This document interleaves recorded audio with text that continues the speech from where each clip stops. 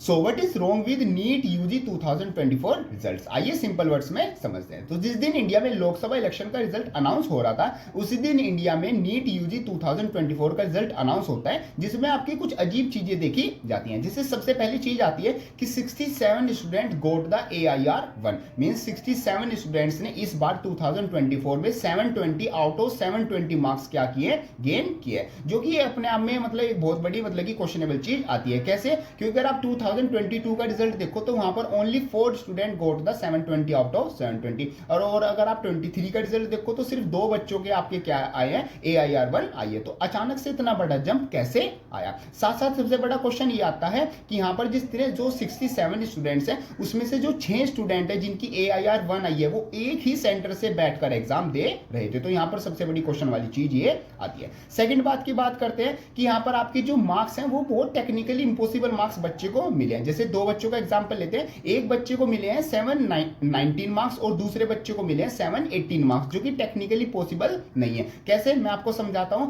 अगर आप नीट का एग्जाम देते हो, अगर आप किसी क्वेश्चन को सही अटेम्प्ट करते हो तो वहां पर आपको +4 मार्क्स दिए जाते हैं, और अगर आप किसी क्वेश्चन को रॉन्ग अटेम्प्ट करते हो, गलत आंसर देते हो, तो वहां पर आपका -1 मार्क डिडक्ट कर लिया जाता है। मींस -1 मार्क्स की आपकी नेगेटिव मार्किंग होती है। तो अगर आप सिंपल वर्ड्स में देखो, अगर आप सारे क्वेश्चन सही करके आए हो तो आपके 720 मार्क्स बैठने चाहिए, और अगर आप एक क्वेश्चन को गलत करके आए हो तो वहां पर आपके 715 मार्क्स बैठेंगे, और अगर आप एक क्वेश्चन को अनअटेम्प्ट करके आए हो, आपने अटेम्प्ट ही नहीं किया, तो वहां पर आपके 716 मार्क्स बैठ जाएंगे। आपके 718 और 719 मार्क्स तो कहीं से भी टेक्निकली पॉसिबल नहीं है। यहां पर जो NTA मतलब कि क्लेरिफिकेशन देता है कि ये मार्क्स कैसे आए हैं, उन्होंने कहा है कि हमने इनको ग्रेस मार्क्स दिए हैं क्योंकि इन बच्चों का टाइम वेस्ट हुआ था, तो इस वजह से इनको ग्रेस मार्क्स मिले। बट ऐसा उन्होंने कोई ऐसा फॉर्मूला नहीं बताया, मतलब कि यहां पर ट्रांसपेरेंसी कुछ नहीं है कि किस बच्चे को कितने टाइम वेस्ट के कितने मार्क्स दिए गए हैं। तो ये बहुत बड़ी अपने आप में एक प्रॉब्लम आती है। और लास्टली जो मतलब कि क्वेश्चनेबल चीज है वो ये आती है कि जो नीट 2024 का जो रिजल्ट था वो जून 14 को आने वाला था, बट वो जून 4 को मतलब कि 10 दिन पहले